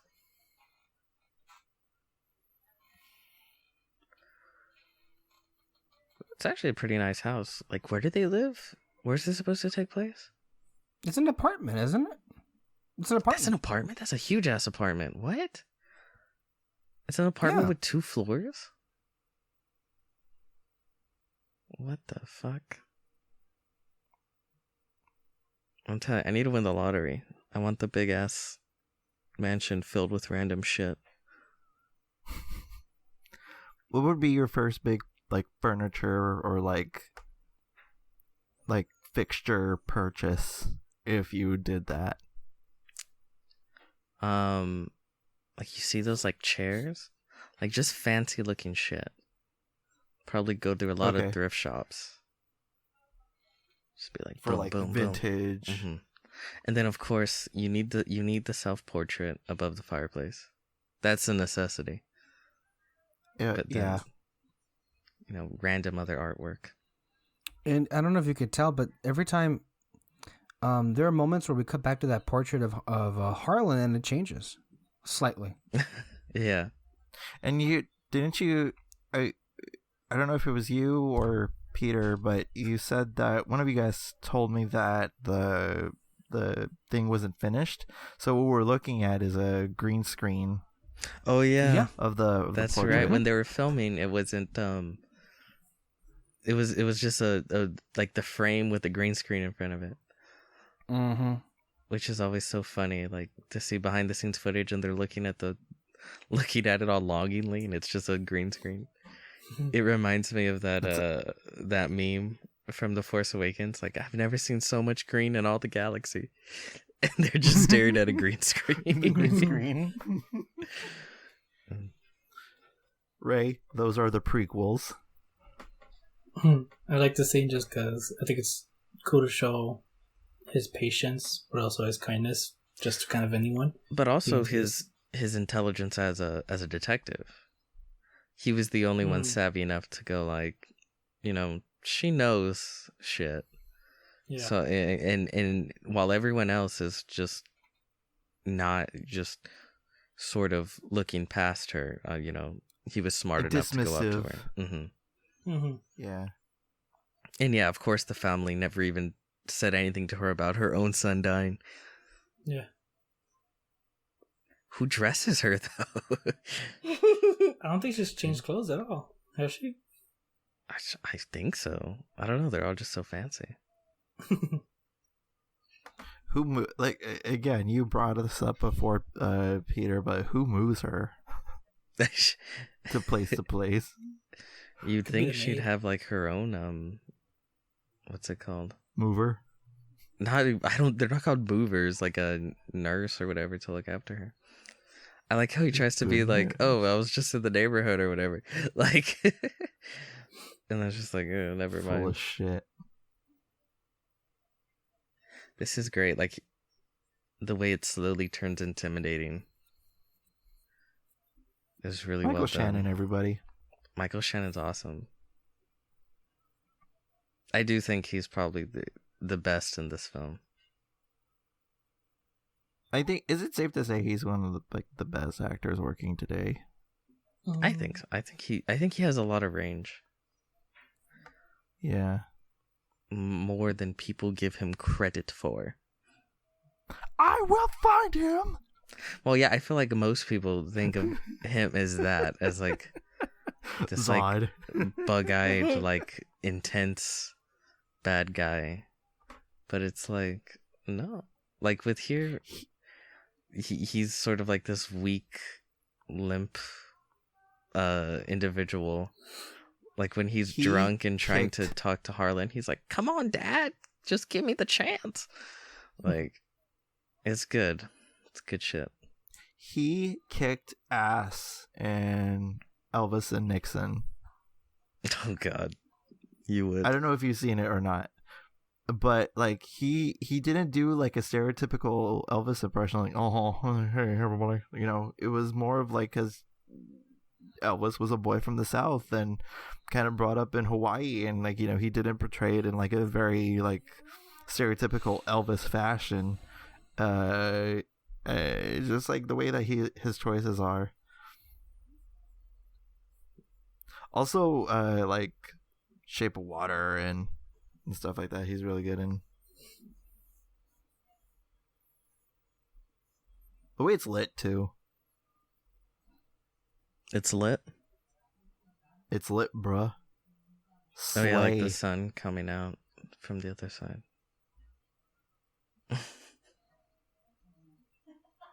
Marta. I was gonna say something about this movie, but I forgot. The window. The window, in order to get like the lighting perfectly in the library room, the interrogation room, with the knife donut. They actually had to build like a lighting replica of the window that was in that room in order to get like the shot perfectly. I know. Like they built the lighting fixture that like replicated the window. If that makes sense. Yeah. Yeah, to be able to get you're talking about how they did it to get the reflection and like their eyes and their glasses and stuff like that. Yeah. Yeah, that's cool. This is a nice pad too. How did they not get a win for costumes? They are so good. I mean, I don't know how this didn't win best original screenplay. Because it's the thing is that this is a really tight script, and this movie needed to be tight in order for it to work. Like if like you had like one major like loose thread, like the whole movie would have fallen apart. But like this is really tight.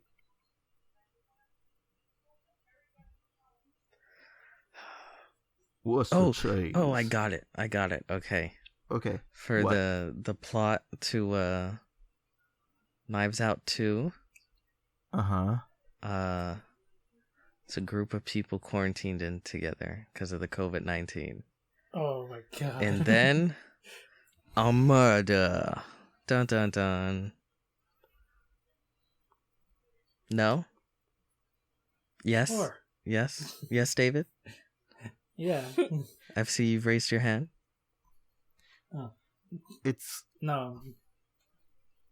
No? Okay. it's gonna go in the way of the trend of like the World Trade Center movies that came out after the event, this whole coronavirus thing. I think because a shit ton of movies are gonna be made out of it. I think it'll be slightly more subtle. Well, I'll put it this way: like every fucking superhero movie, all the villains are gonna be like, "I will release a virus." Like that's oh my God. That's gonna be the fucking big evil plan. I guarantee you. In the same way that the big evil plan used to be like, I have stolen an atomic bomb. If you do not do this, da da da da. Now it's gonna be like, I have stolen a virus. I shall release it. Everybody's gonna be disappointed because Blofeld did it first. Blofeld's dead. This is the greatest car chase in all of cinematic history. False. It is funny how he references Baby Driver. Him and what's his name? Fucking the director of Baby Driver. Edgar Wright. Edgar Wright. They're really good friends. They always talk shit to each other on Twitter. Like him, Taika, and Rian. It was a funny tweet. You know that picture where he's like, it's him, Bong Joon-ho, and like, I think it was all the nominees of the best screenplay for the Oscars. They took a picture flipping off the camera, and I guess Ryan sent it to Edgar Wright, and then Edgar Wright was on Twitter like, except for Quentin Tarantino. So he's like, I very much want Quentin Tarantino to win Best Supporting Screenplay this year. Or like, I sent you a picture of the what's it called? The Oscars. They sent them packs of M&Ms, like special M&Ms. Oh yeah. And then Taika said, I didn't get one. And then Ryan tweeted, he was like, ha, fucking loser. That shit was nice though. Like it was all like pristine package. Like congratulations, Ryan, on your nomination. Like it's all on the box and everything and shit. too. Yeah. I heard those things are like thousands of dollars. Like I wondered, yeah. I always wondered like what's in it. Like what are the gift baskets to the people that already fucking own everything? Like what do you give them? Didn't Rian Johnson say that this is like the worst car chase ever or something? That's what they say right here. That was the stupidest car chase ever. Well, I think at one point, I think we've all listened to parts of him talk about this particular, car chase, but at one point he did want to make like a really great car chase scene, but he was always just depressed because he would never, in his words, it would not be as good as anything Baby Driver did. So he basically was like, well, let's just make this an intentionally bad car chase. That sounds which I think fit like the thinking behind the creation of Kylo Ren. We'll never be as good as Darth Vader, so that's the whole point, is that he'll never be as good as Darth Vader. But at one point, though, interesting about that car chase, at one point he was adamant, he was talked out of it, but he was adamant that he wanted no score music to be played with that car chase. And it actually made the scene just feel longer, dull, and boring. So he had to be talked into by his cousin who scored the movie to add music to it. Yeah, because like if you're doing like an intense, really well shot and choreographed chase scene, then I think it would make sense not to include music. But if the whole point is that it isn't it's the dumbest car chase of all time, you would need sort of music to accentuate that, I think. But also making it the dumbest car chase, it kind of fits with her character. Oh, it fits with the movie. Well, I think yeah, but also her character, because I mean, she's not some big time criminal. Yeah. So she doesn't know how to it's make like a if good getaway. A regular person tried to make a getaway. Yeah. Not fucking Baby Driver.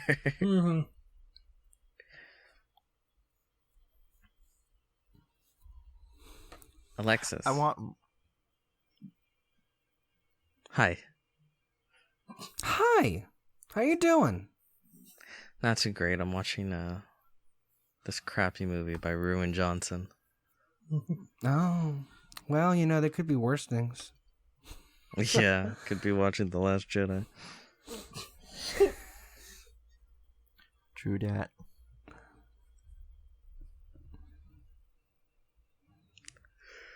John's. I thought I said John Cleese for a second. John Cleese. I was like, what? John's Cleaners was what you were referring to. John Cleese, and then the other buildings at Eric Idle. This was actually pretty creepy. So right now you're gonna see Fran tied up and everything, and when I think you see the first bit of light and it reveals that it's Fran, like she willingly had that fucking spider on her face. I would never. I just assumed that they like CGI'd that thing on, but no, that was a fucking real spider. They were like spider people that came in and like they had a selection of spiders that they wanted to choose to put on Fran's face. This is the thing. You made it sound so much cooler than it probably was. When these spider people came in. That's what they said. That's what literally Rian Johnson said, that the spider people, like there are like spider people for movies, I guess. Yeah. I know, but it sounds like a monster, like a group of monsters. That's not what I meant. When I saw the trailer, I had assumed that like this was like a form of murder. Like, oh, the super strong venom of a certain spider, you know, can kill you in 2.8 seconds. And then that was the... But like, no, it's just some random ass spider. Why is there a spider on her face? It's a little weird. You did this. And it turns out Ryan did say that they were actually very nice spiders. Well-behaved spiders. No such thing.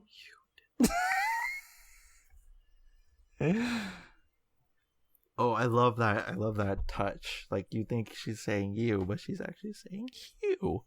Well, there she's actually saying you. They shot that twice. One with you, one with Hugh. You know, it had to be exaggerated a little bit more to make it clearer, but like, yeah, she is saying you. Yeah, she did say in you that here. scene. Yeah, and then later on, it's, you know, to be clear, Hugh. To play a trick on you, obviously. Tricky Ryan. He's like, oh, what the hell? Daniel Craig singing Sondheim. And apparently that's Daniel Craig's actual iPod. So, not a prop. That's his actual iPod and headphones. Oh, fun fact. He was just Daniel Craig, probably... fun fact. He was just probably singing it on set, and then Ryan's like, oh, yeah, we can incorporate this. Hit, like, when he's not doing anything, you would most likely find him jamming out. Well, I understand like a lot of actors and actresses, they use music to get them sort of, what do you call it? I get in the mood. I don't know. That sounds weird, but It's like, okay, it's In character. in character, yeah. Not in the mood. That's a different thing. because okay, it's like when artists make a mood board, like before they like paint or something like that, like to what feeling you want to go for. They have to do that, like Peter Capaldi, before he started work on Doctor Who, like he formed like a 12th Doctor playlist that he would play to get himself into the role of the Doctor before they started yelling action.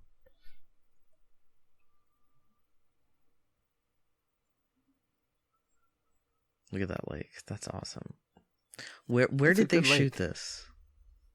Massachusetts. Massachusetts. Okay. Boston area. I've always wanted Boston. to like live in a place that like in the movies, like I don't know, how do I describe it? Like Stephen King's Maine. Yeah, or like the fucking Home Alone. Or the always comforting Overlook Hotel from The Shining. No, fuck that. No. Never live Imagine being at the Overlook right now in this like COVID-19 thing. there. It'd actually be perfect. You took up I a mean, job there's like a that. lot of space. It's a lot of space. A lot of space, plenty of food. You're not gonna run into anyone alive, at least. Meet some dead people. And Jack Nicholson would probably chase you, but it's all in good fun. Yeah, he just calls that Tuesday. Yeah.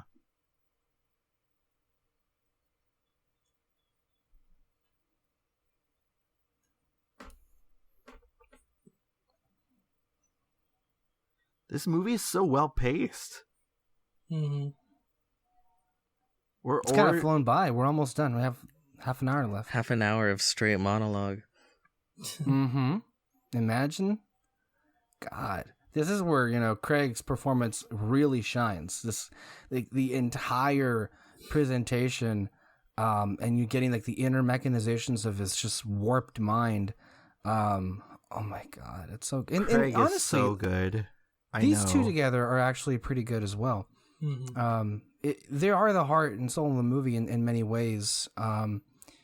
And it helps, to break from the caricature persona to give, even the most cartoonish of elements some, moments of humanity, which really I think is what Ryan's real, strive is for most of his movies. Is that, yeah, we'll do genre skipping, but we'll make sure that in every one of these genre films that you get to have real fleshed characters that you can relate to and connect with. Yeah, that's kind of the point of film.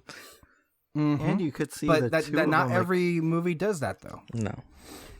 And you could see the two of them in November when it comes to No Time to Die.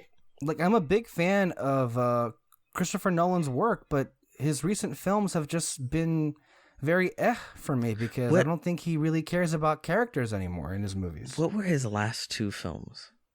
Dunkirk. It was Dunkirk? I did not care for Dunkirk. Interstellar?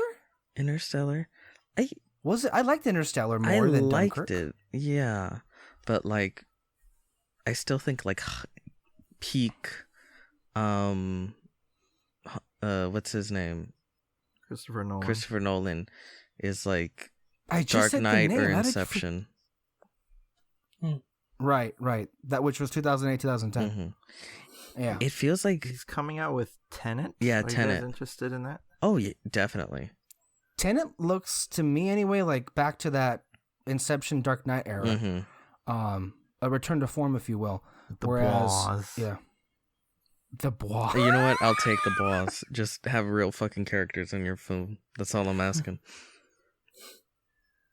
Because I feel like, especially with Dunkirk, I feel like he just got to a point where he's so obsessed with, like, the magic of creating tension in film. That's kind of all he cares. That's the only part of the film he cares about. And that's why that's all Dunkirk was. Dunkirk was a great film. I want to make that clear. I do think it was a good film. It just wasn't for me. Like, I understood like the whole experience thing, but like it worked on me for like the first half hour, maybe almost an hour, but then it's like but then it kept going. I was exhausted by the end of it. I really was. And even Interstellar, which I think is, to me, I prefer Interstellar. Interstellar still, was messy. It still highly prioritizes concept over character, I feel. Yeah. But My then favorite scene just passed. Good. That was the whole point of why we kept talking.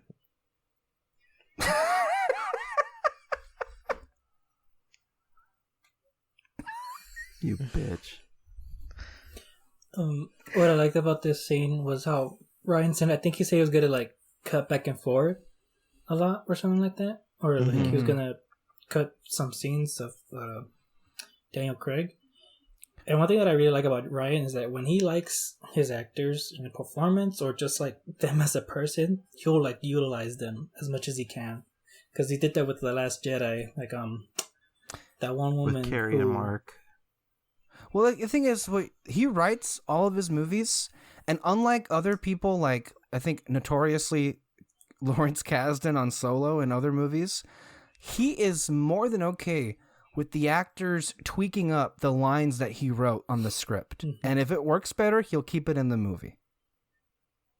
Whereas in a lot of other instances, there are just clashes between the writers and the directors if they let the actors experiment too much with how a line is delivered or if the line was just changed entirely.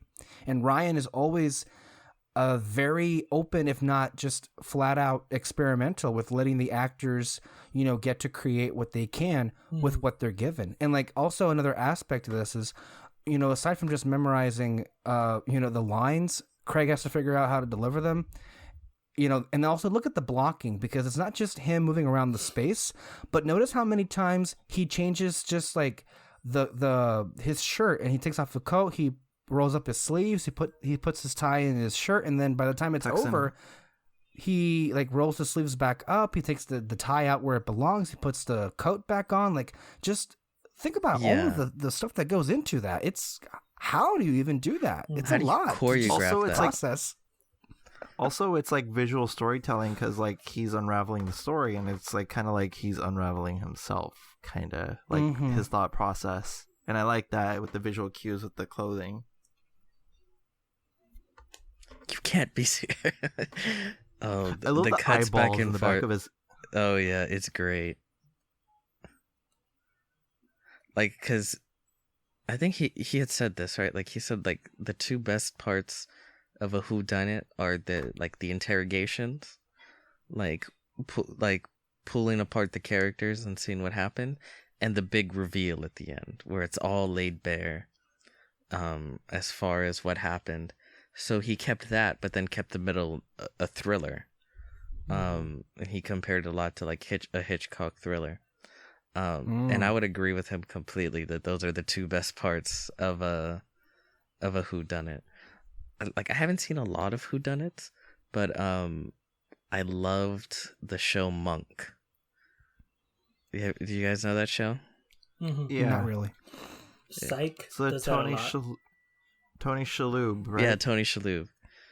And that he's a quirky detective who, solves cases, and then at the end, they have the big whodunit scene. That's probably like my biggest connection to like whodunits. I know the show Psych, they do that a lot. Where this guy, he has like a good memory, I guess. A photographic memory? Yeah, something like that. But he convinced like detectives that he's a psychic.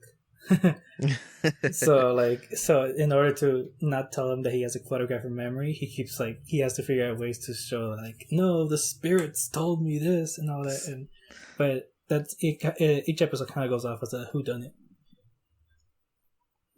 Yeah, they're always fun. My favorite whodunit is Scooby-Doo. It's technically a whodunit. Yeah. What's your favorite Scooby-Doo movie, guys? What? What's your favorite Scooby-Doo movie? Besides it's gotta be the James Gunn films. Okay, besides that one, I meant. Zombie Island.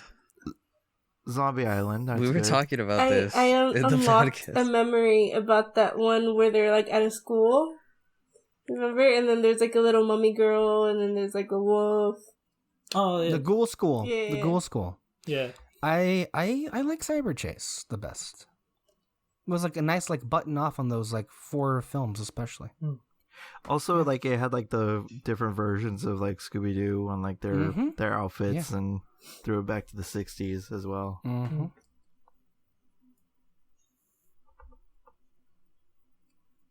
Scooby Doo, good shit. You know, Ryan's really good at finding actors with really expressive eyes. Oh yeah. Now Peter really gushed about Mark Hamill's eyes in The Last Jedi, but like man, Daniel Craig's eyes, god damn, look how blue they are. You could sink into those baby blue oceans. I'm sorry, Peter. I should have realized where this would have You know what gone. you were doing. Fuck you. Damn. But like Anna de Armas, she has big eyes too, and like a lot of the film is very up close and personal on her face. Mm-hmm. I think he really In likes these the moments- expressiveness of. I agree, and these moments here between cutting back to Harlan and then her warmth, they really do come off, you know, regardless of just like the genre mechanics of what this is, it does land emotionally because you do care about her,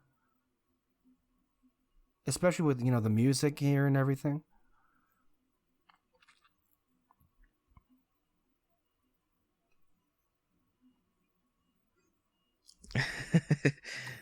A twisted web, but we are not finished untangling it. Not yet. Shit's easy. I'm gonna go be an actor. Like $20 million, buy my mansion in the woods. Ransom?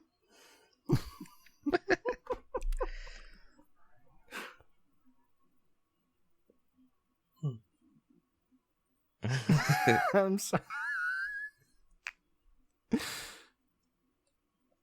That's funny. And then of course that's that's always an integral part of the reveal, where the person's like, you can't prove it, and then they go, oh, but I can.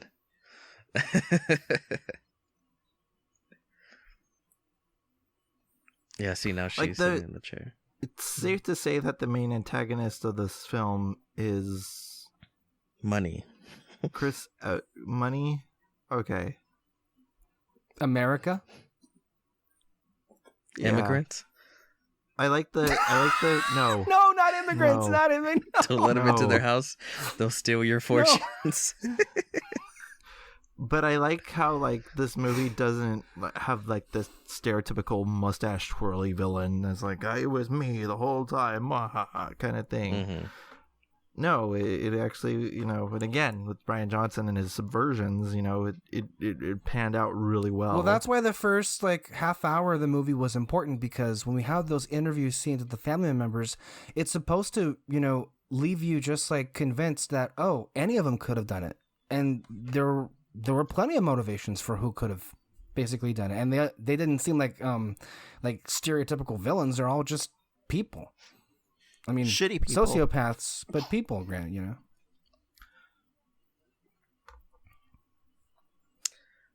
And I know we've talked about this a lot, especially with this film, but like the key to a good twist is when you look back on the film and everything that came before, you go like, wow, like it was very much staring me in the face. Like this, Like the funeral part right this here. makes sense, you know. Yeah. They didn't just randomly pull some crazy shit out of their ass at the end, because some people, when it comes to twists, Like the dead speak. yeah, I don't want to bring it up, but yeah, some people are more concerned with being surprising than being consistent with their storytelling.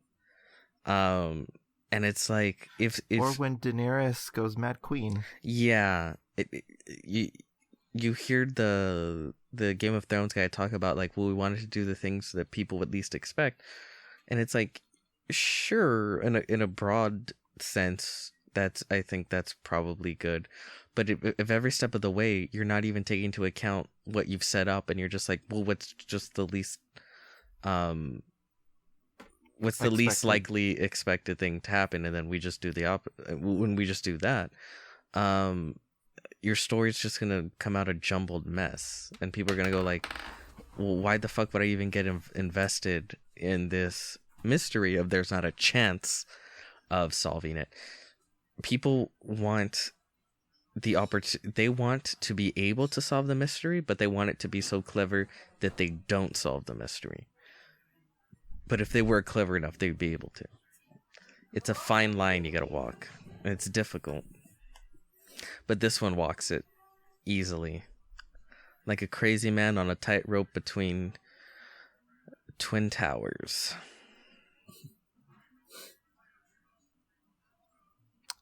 Yep. Speaking of which, he had a cameo in this movie. Who? Voice cameo. Who? Joseph Gordon-Levitt. Oh, what was he? I don't know. Apparently he had a voice cameo. But you don't know with what?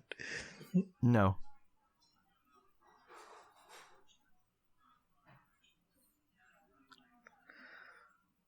Benoit. That's French, right? Benoit Blanc? Yeah. But he's American. Oh no, like I mean, it depends. Okay, if he was born in New Orleans, yeah, they have a lot of French stuff, right? Yeah. Yeah, so he could have been born in Louisiana. Is that because of like Haiti and stuff like that? Yeah, Haitian French. That's like pretty much like the general influences of both. Mm-hmm. And that's why you get a combination of like okra, being used in everything and stuff like that down there. What was her plan? Like, she knew if she suspected Ransom had killed someone before. Her plan was ransom. Get it? Dun dun dun. Wow, you ruined the film again for David. Good job. Oh, fuck off. Good job.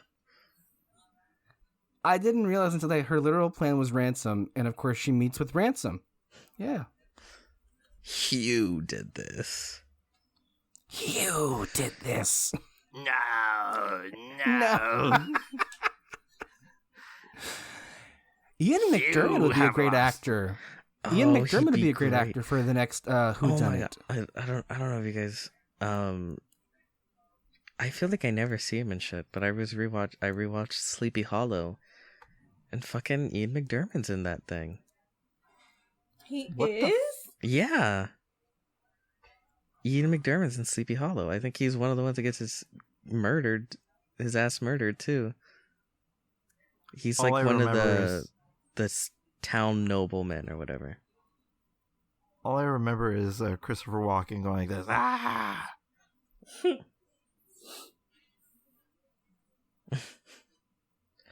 The looks are great. Oh, look, he's completely back to jacket. What happened? Mm-hmm. He declothed and then now he's all the way back. You're not supposed to notice it. Because he closed the case. It's very subtle. Closed. Oh, she doesn't have an iPhone. She has what's it called too? That's true. None of them can have iPhones because you don't want to let anything on. The only one that has an iPhone is, the Sun and Jamie Lee Curtis, right? I think so. Andrew's gonna get popular now because of what Ryan did. She holds her regurgitation really well. Regurgitative. Nature to mistruthen.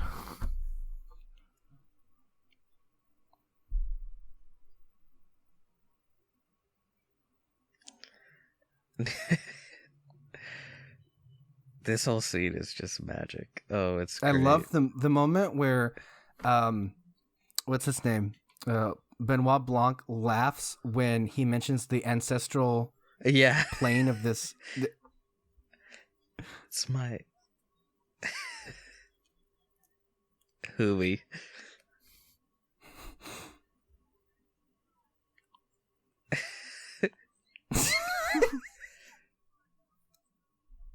The Pakistani real estate building. And then, of course, the classic, tricking them into confession. Oh, it's great. What do you guys think of that whole her throwing up whenever she lies? Because some people found it kind of like it wasn't bad, but they found it like a bit of a silly. I thought that was a great little quirk. It's silly, but the film is silly. It's a payoff. Yeah. It's a payoff to this, and it's just the inherent nature of the movie. And like, I don't know. I think some audiences, they're so if you're not concerned with realism, right? Exactly. So if you don't go at this movie in the first like 5 minutes, you're not gonna go with the movie at all.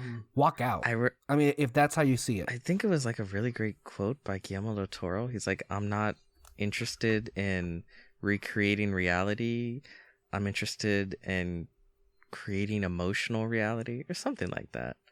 And it's like, yeah, I would agree with that. Like, not all films need to be like these serious, realistic. And this is a great example of the dialogue coming back to payoff, right? Because literally earlier on in the movie, Harlan was talking about how his grandson could never tell the difference between what's real and what's fake while he's holding a fucking knife. And then here we are, where Chris Evans just tried to kill Anna, and he thought it was a real knife, and it was just a plaything. And this is, of course, a big laugh in the theater. Shit. Best usage of that word.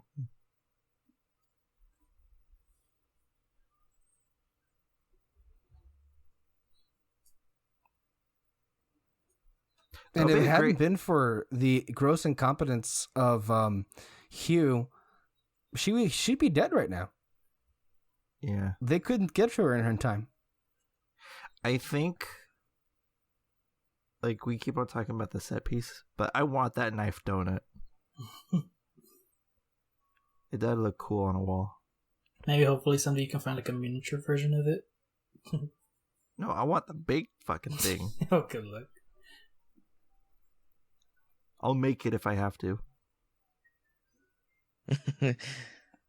Ooh, and this bit right here is jazzy.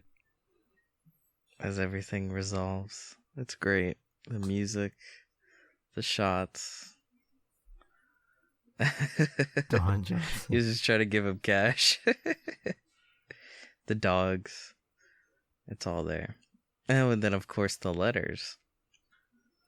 The aspect ratio was deliberately not in widescreen because Rian is kind of tired of looking at widescreen at this point, that it used to be a novelty now that everybody does widescreen. And I think it also helped his like close-up shots have more resonance with it being, the aspect ratio that this is, and not necessarily, just other stuff that you don't notice. Yeah. Her face. Oh, she's great.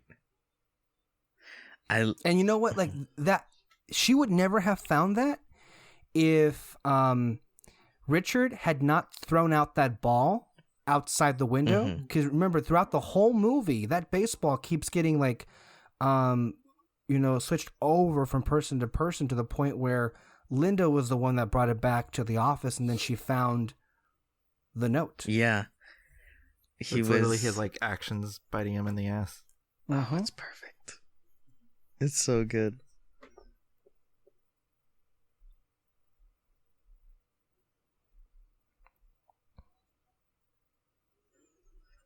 Well, hell no. Don't give them shit. If they want charity, they can pick themselves up by their bootstraps. Where's your country now? Yeah. Get to work. Fuck off. Yeah, that's why this is also just a great ending to me. It's like, it literally, like, it sides with the compassionate, decent human being, and it entirely, like just the last shot of my house, my coffee, my rules, or whatever it is, and, like, they fucking lost. And how often do you get to see that? It also just, like, makes me think, like, Anna is, like, channeling Rian Johnson, and all the family are the fucking Last Jedi trolls. Oh God! And look, now he has a black eye. Oh, I love it. That was actually CGI'd in. It wasn't done on set. Oh, really? Was it like they just had the idea afterwards? I think so. Yes. And earlier, before where she had that final look at Harlan, it was retouched where he's giving her a smirk. To like, you did it, girl. You won. My house. Oh, it's so perfect. I love this movie. Also, good use of your Rolling Stones. Sweet Virginia. This is honestly like, I mean, if you listen to our decade list, it's one of my favorites of the decade. It's so intricately woven. There's so many details. Like, this movie definitely has a rewatchability factor that you see things that you don't notice. And honestly, this is like a magnum opus of a film, and nobody could have done it better than Rian Johnson. I think he perfectly crafted this amazing subversion of what a whodunit is, and I hate using the word whodunit because it's not really a whodunit. It's more, because a whodunit, you go about the tropes and all that stuff, and you are expected of all those tropes. But this movie doesn't do that, and I think that that's where this movie really pushes and sets the bar higher to where that you are questioning where the sequel will go. Because like this movie already set the bar so high. How do you? I hope they like mention like what they're up to in the sequel. Oh, I think they're just not gonna mention them whatsoever. Yeah, like most likely they're not gonna like say anything. But like if what's his face is like, oh yeah, they're like this and this now, like he subtly like mentions it, Or it could just be like, or it would be nice if they Iron Man 3'd it and the whole movie is being told by Benoit to Marta.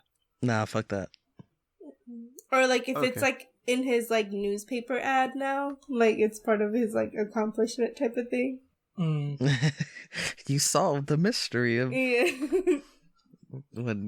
whatever. The Thrombey case. The Thrombey case. Oh no, I think it would be cool if someone asked him like, oh, how did that, like, what happened to the family of the Thrombys? He's like, I don't know, but their nurse is doing great. And it's like, she's like, forget the family, it's all about her. One of the things that I got from the commentary was that Rian picked Sweet Virginia by the Rolling Stones for the credits because he just wanted to have a great song play for the ushers to clean up the theaters because he used to be one, and he always appreciated when there was a great song played in the credits. I would hate to do that when it's like a scary movie. Well, any movie now. I mean, honestly, people are slobs. They really I don't care. But like, if it's like a scary movie and like, like if I was working in that, I wouldn't care. You're harsh. Not that like I leave my trash there. No, don't do that, guys. I'm saying I wouldn't care to like be cleaning it or whatever. But like to be in there during a scary movie, like the end credits of the scary movie. Some people are pretty nasty though. Like, I don't know. I've always just like been raised with take your trash with you and throw it in the trash can. But I think a lot of people deliberately just leave their crap there. No, yeah, I have family members who've done that. Like, and they tell me like what happens and stuff. So like, no, don't do that. But like, yeah, it's not what I was trying to say. Like people like ate like gum on the floor and it's just like, ugh. But anyway, final thoughts, everyone. 'Twas a good film. This was great. Maybe they can make a Christmas themed Knives Out movie. Ooh, that'd be cool. I have a feeling. Or a Halloween themed Knives Out movie. Lionsgate can have a real great franchise here. It's just that, they could really play with like genre films with the series. I guarantee you, the next location won't be a house. He'll probably want to change it up. Yeah, I kind of don't want the next one to be like a murder one. I want it to be something different. Yeah, you could be like the stolen jewels or some shit like that. Maybe it's on a plane, and you got to solve the case before the plane lands. A submarine. That one's a little weird. I mean, I don't know. But yeah, I'm really looking forward to it if it ever gets made. Yeah. Whenever great Hollywood movie, great opens cast, up again. everything. So I guess we're done then, right? Well, thank you all for being here. Great discussion, great commentary. Thank you all for listening. A reminder, as always, stay under the spotlight for more content, more audio commentaries with both Red Spotlight and Fantasy Fair. Many more podcasts, commentaries coming your way. Thank you all. Bye-bye. Bye.